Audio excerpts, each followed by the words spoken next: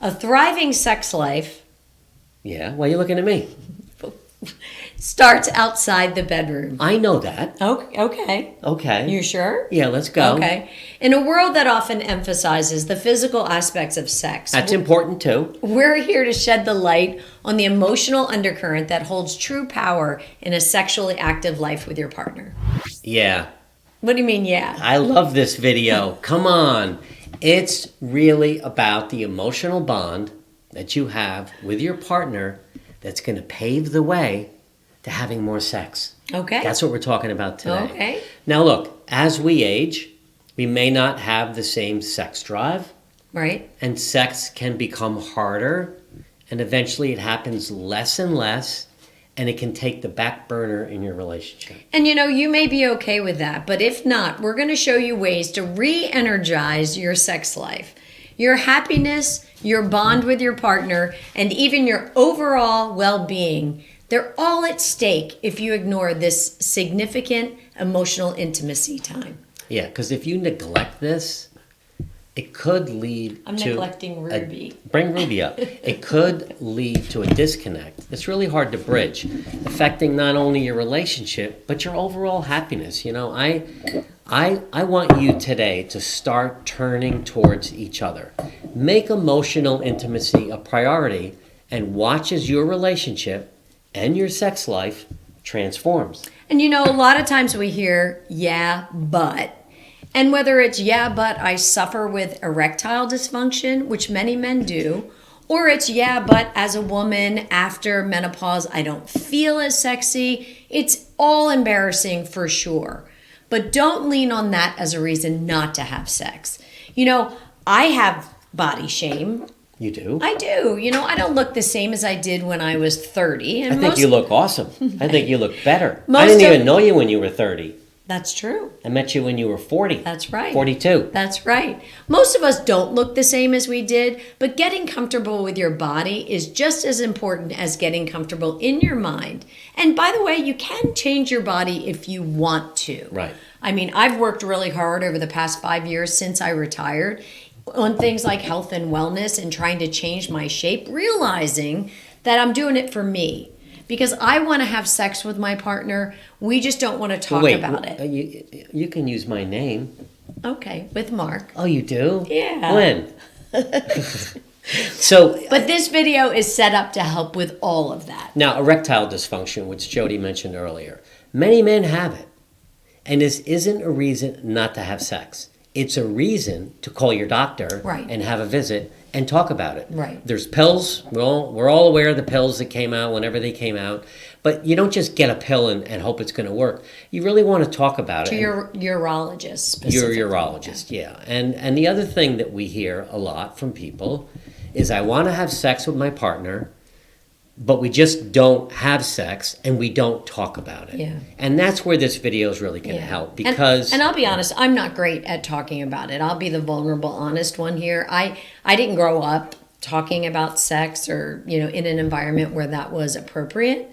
So I have a harder time than you do talking about sex. Yeah, and our kids might watch this, so we have to be careful. Okay. But I didn't say anything bad. No, but I'd like to add to that I love to talk about sex. All the time. Yep, not all the time. All the time. Pretty much all the time. We don't have a problem talking about it. We don't have a problem having it. So we're going to share with you today, just... You got to get comfortable with it. Right. Even though you're uncomfortable, you will talk about it, which is great. I try. Now, if you're new here and you're wondering who the hell we are, I'm Mark, and this is my wife, Jody, and we are not sex therapists. No, we also don't focus on the financial aspects of retirement, but rather lifestyle, health, relationships, and more. So if you like this video, hit the subscribe button. But more importantly, it would mean a lot to us to have you share it with people that you care about who are on the same retirement journey too.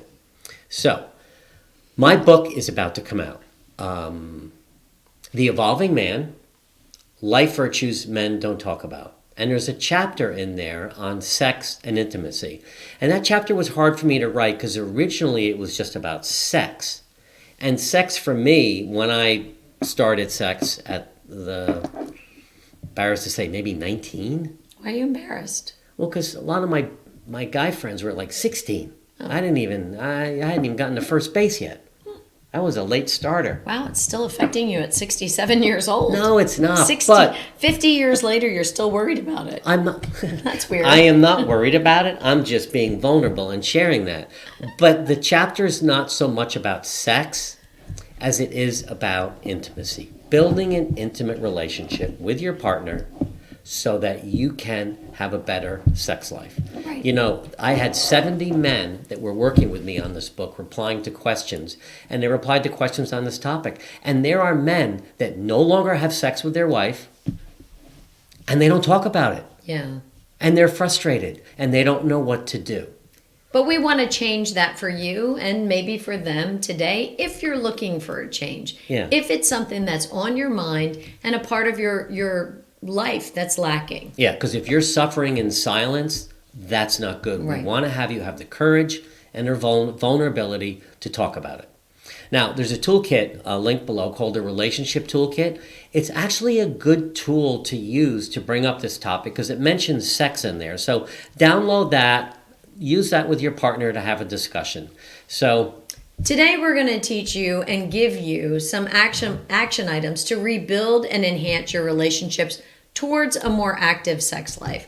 And stay to the end where we're going to give you 5 steps that you can take right now. Okay, so the first thing is understanding emotional intimacy. Now, emotional intimacy is a cornerstone of a passionate relationship. It's just goes so beyond the physical component of sex, and figuring out how to really connect with your partner on an intimate level, a really caring, loving way, is really important. And it's so much different than the physical part. It is. And we're all used to, listen, our relationship, many relationships start with the physical part, right? You fall in love, you have a lot of sex. It changes over time. It doesn't have to be less, but it does change, right? But, you know, there are... We don't do it in the back of the car anymore. Did we No. ever do it in the back of the car? I was just going to say, I don't think that was me. No, that was high school. That was when I was 19. You're done high school at 19. I know, I was in college. Oh, boy. This could lead to a really fun discussion. All right.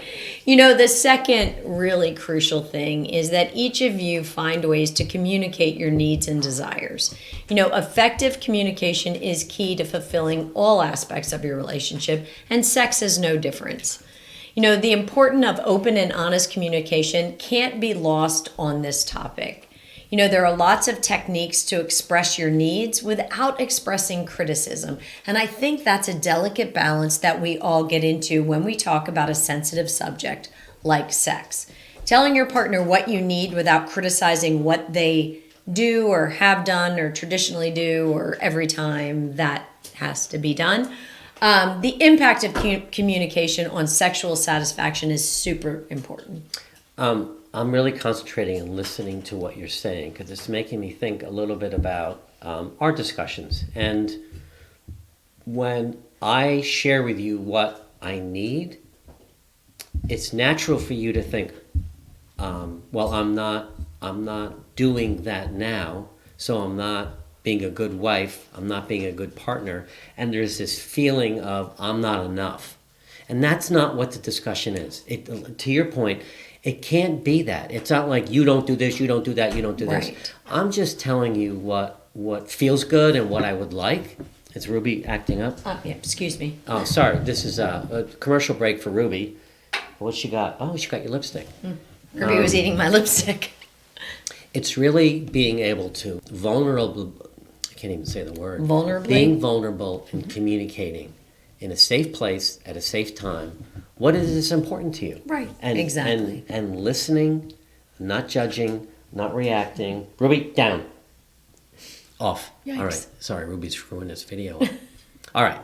The third thing, practicing emotional attunement, really staying connected through empathy and understanding.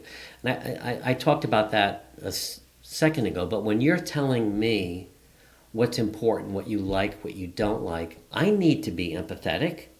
I need to really listen, and I need to understand where you're coming from. Right. And it's important for me to relay back what I think I heard. Yes. So that there's no confusion. And it's right? important not to get defensive, right? I think it's always easy when the communication starts for on this sensitive topic for everyone to get defensive. And I think it's important not to be defensive when you're trying to stay connected. Yeah, if you're not talking about sex now at all, and I think at the end we give some ideas on how to start the conversation.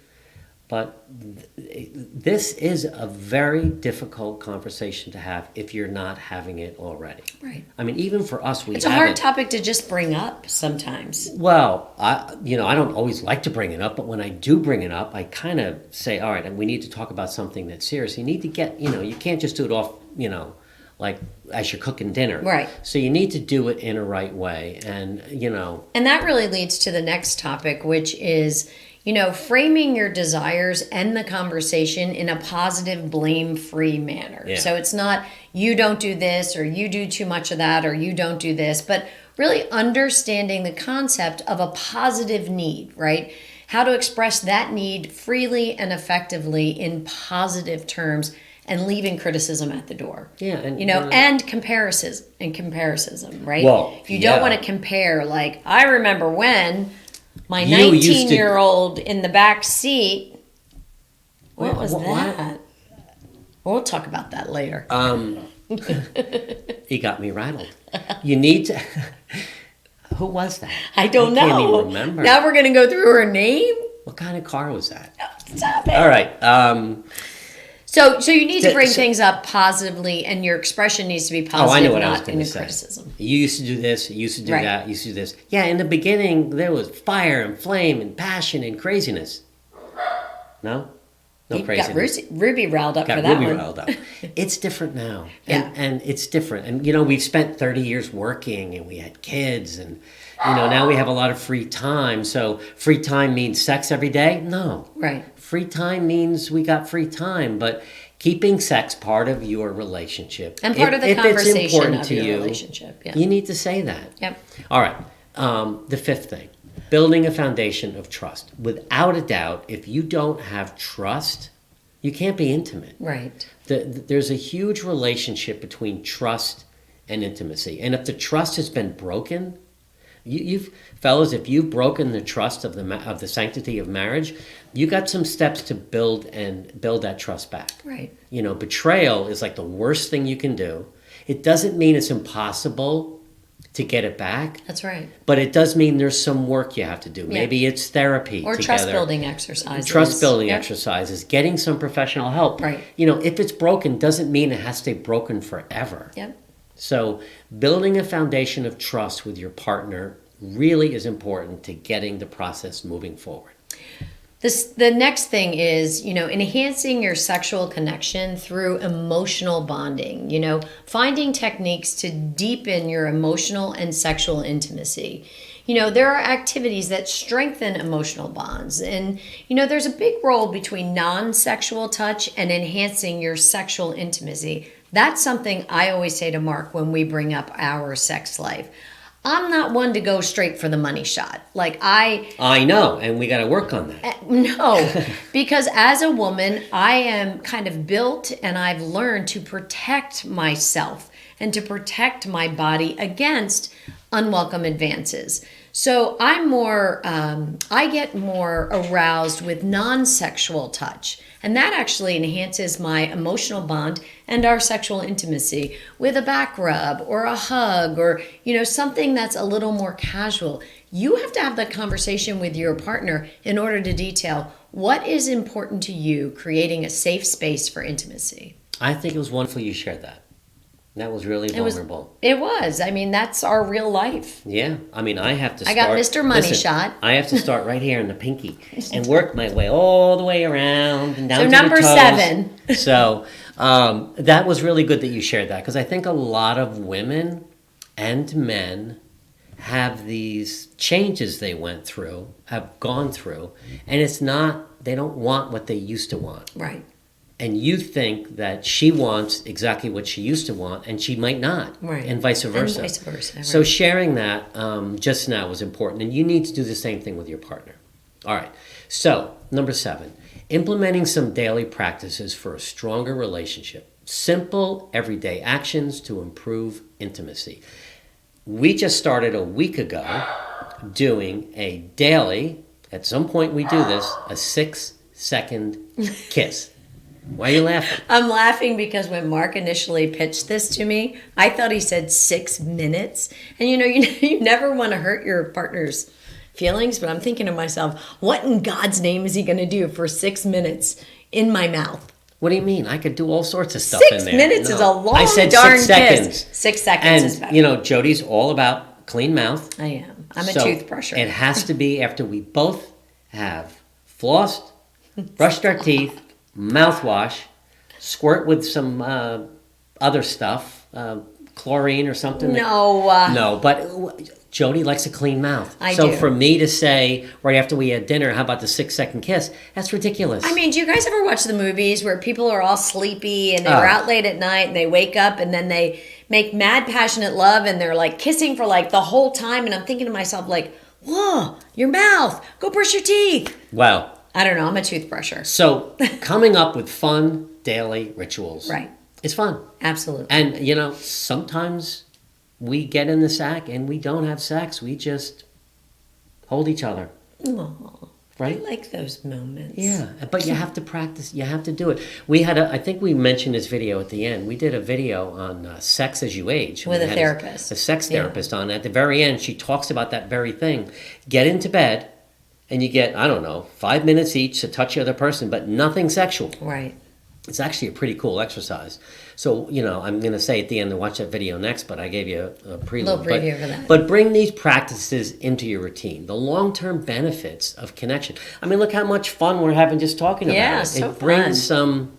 some levity into the relationship. So, All right, so what can you do now? What are 5 actionable steps you can take right now to work on with your partner? Number 1, first and foremost, open and honest communication. Initiate conversations with your partner to express your needs and desires in a positive, blame-free manner, and encourage them to do the same so you're fostering a safe space for dialogue. and don't always feel like you need to respond. Definitely don't react to what they say, but just listen, reflect, say, Right. let me think about that a little bit. That's okay, but make sure you heard what they said. The other thing to do is daily rituals of connection. I just mentioned that. Do the 6-second kiss. Not 6 minutes. Doesn't have to be a French kiss, but you can move the tongue around a little bit. Oh my goodness. Implement these practices that bring emotional bonding, comments of appreciation, the physical touch, Right. just this. Thank you for cooking dinner. Thanks for doing the dishes. Right. Being really kind. All of that is going to build this connection, which will lead to more sex. Okay, the third thing is be an active listener. Practice active listening skills by genuinely understanding your partner's perspective, showing empathy during disagreements, and asking questions if you're unclear about anything. It's always important to validate your partner's needs. Yeah, that's really important. I love the listening part. Trust building exercises, we talked about this. If you have a trust problem, you've really got to work on it. And probably what you need is some professional intervention. Because to have a third party to listen to each other's comments and feelings is going to help you move forward. If it turns into a fight thing, I'm never going to have sex with you again, I can't believe you did that, nothing's going to change. So being vulnerable, demonstrating that you can be reliable, and maybe getting some outside help is important there. And the fifth actionable step you can take is some self-reflection and some adaptation. Regularly reflect on your relationship and its progress. Adapt your approach to base on what works best for you and your partner together. Sex is something that you can grow over time as long as you're flexible and you're good and you're listening well. You need to maintain this as a strong emotional connection. So we hope this was helpful. If you can take these steps, you can actively work on enhancing your emotional intimacy, and in turn, it should open the door to improve your relationship and also increase the amount of sex that you can have in your relationship. If you're talking about it, it probably is going to happen. If you're not talking about it, it's not going to happen. Sometimes it's a lot easier to decide where to go out to dinner or what to cook for dinner than it is to initiate sex if it's been on the back burner for a long time. But take the initiative and bring this up with your partner. At least get the conversation started. You may be surprised where it goes. Now, we hope you like this video. This next one, which I just mentioned, Sex and Retirement, has nearly 600,000 views. We interviewed a sex therapist, Nancy Lucas. It's a great must-watch video next to learn more about sex as you age.